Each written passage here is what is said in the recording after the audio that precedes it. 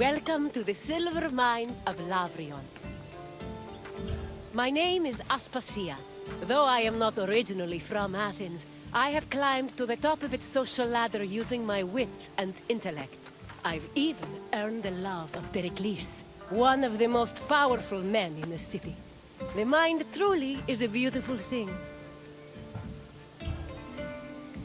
The mines make me nervous. All those fumes can't be safe to inhale day in and day out. The Laurion silver mines were discovered between Thorikos and Cape Sunion, near Athens. They were rich in the mineral galena and provided Athens with much of the silver necessary to mint its currency.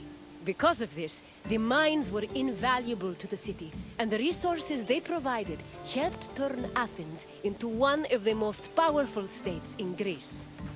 We will meet again after you've seen what the mines have to offer. Farewell for now, wanderer.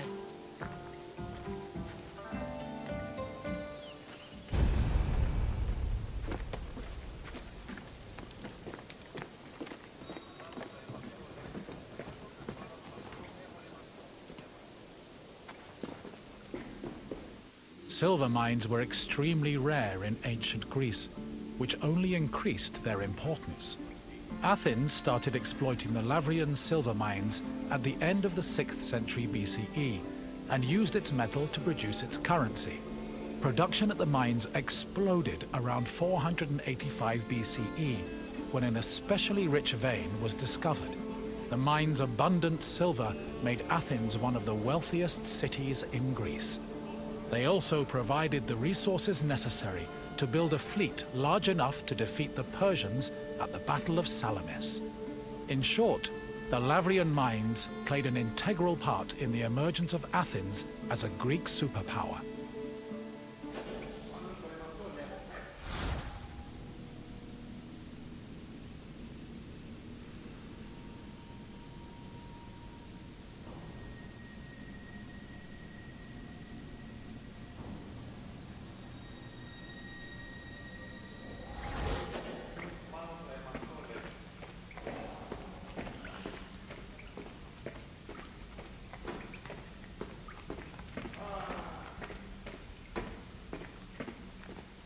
Exploiting the mine's resources required a lot of labor.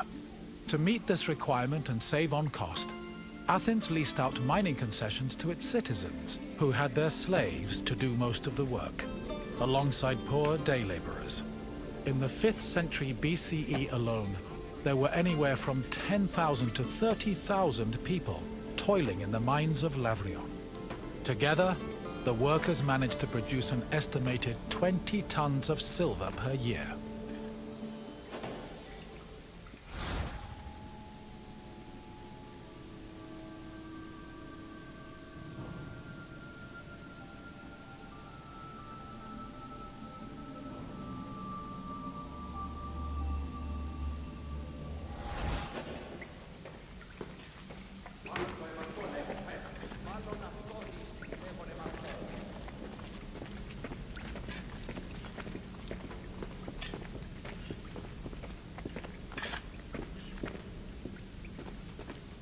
Mining in Laurion was a two-step process.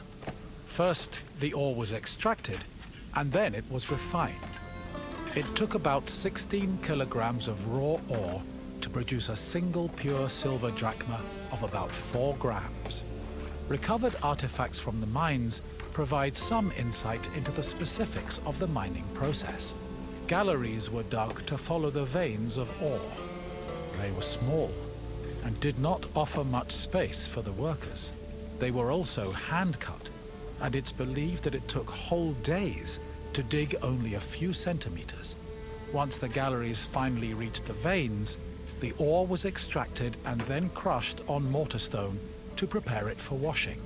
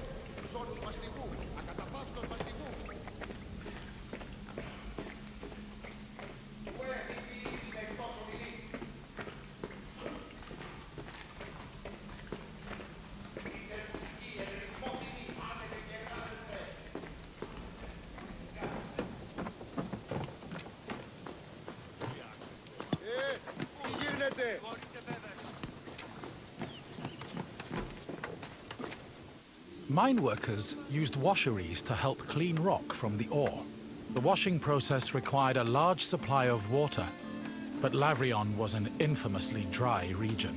To compensate, cisterns were built in the mining area to collect and conserve seasonal rainwater. Once enough water had accumulated, workers poured it into wooden troughs containing rock and ore. The water's flow separated the lighter grains of rock from the heavier ore, which was caught in depressions at the bottom of the trough. The newly cleaned ore was collected for refinement, and the water was redirected back into a tank to be reused later.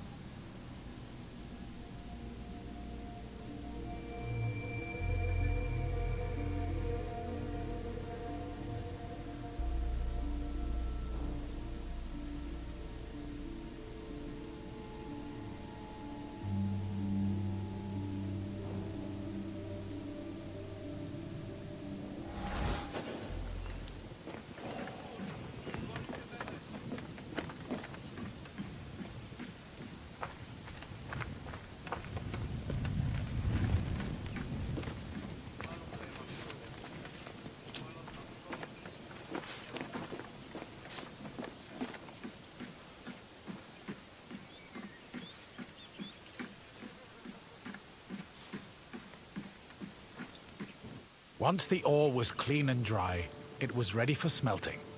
Its purpose was to isolate the silver in the ore.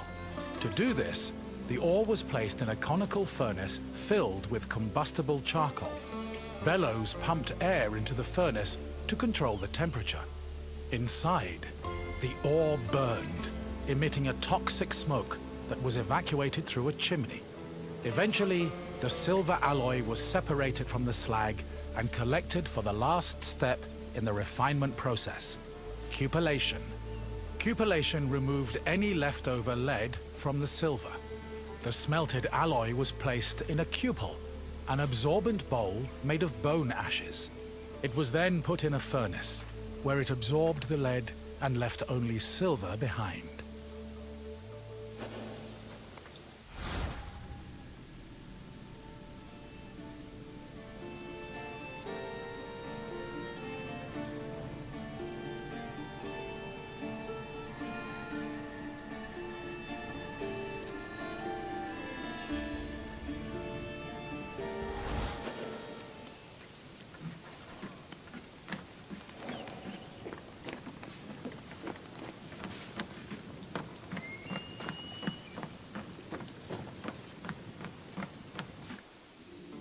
While the mines of Laurion belonged to Athens, the city frequently leased them to private citizens who exploited the site for anywhere from 3 to 10 years.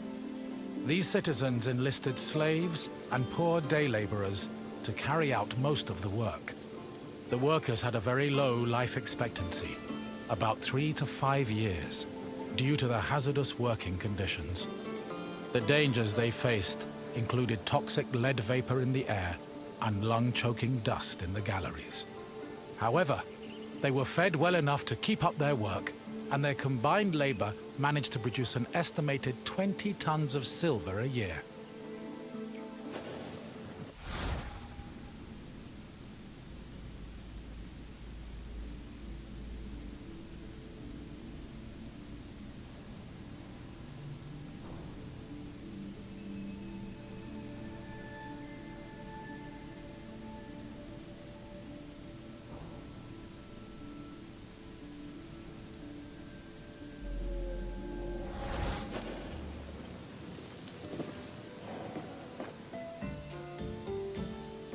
I hope you enjoyed your trip through the mines. We talk so much of Athens' glory, but we often forget the city's power was due to tremendous amounts of work. Work that often had a great human cost. What else would you like to do?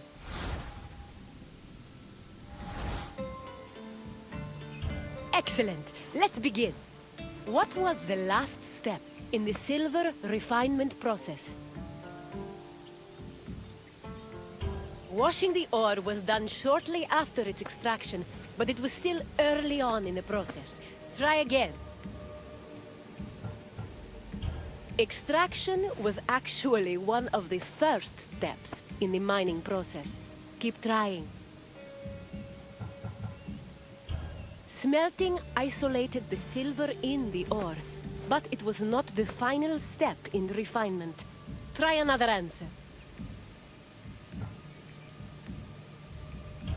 Yes! Capellation removed any remaining lead, leaving only the silver behind. Now, for the second question. How did workers acquire water for the ore washing process? Laurion was a very dry area, and there were no rivers close enough to be redirected. Pick another answer. No, importing water from the sea would have been too much work, even for the industrious miners. Try again. If they did beg Poseidon, their pleas fell on deaf ears because no such well existed. Try a different answer. Correct. The workers used cisterns to collect the seasonal rainwater. Now, the final question. Which famous battle did the mines help Athens win? The Battle of Nemea ended in a stunning Spartan victory against the allied Greek cities of Thebes, Argos, Corinth, and unfortunately, Athens. Try a different answer. This battle was between Sparta, Thebes, and Argos. Athens did not participate. Keep trying. The Battle of Chaeronea was fought against Philip II's Macedonian forces, and Athens was on the losing side. Try another answer. Correct. The Athenians used silver from the mines to finance a massive fleet for the Battle of Salamis. It's clear your visit has taught you much. A job well done, Wanderer.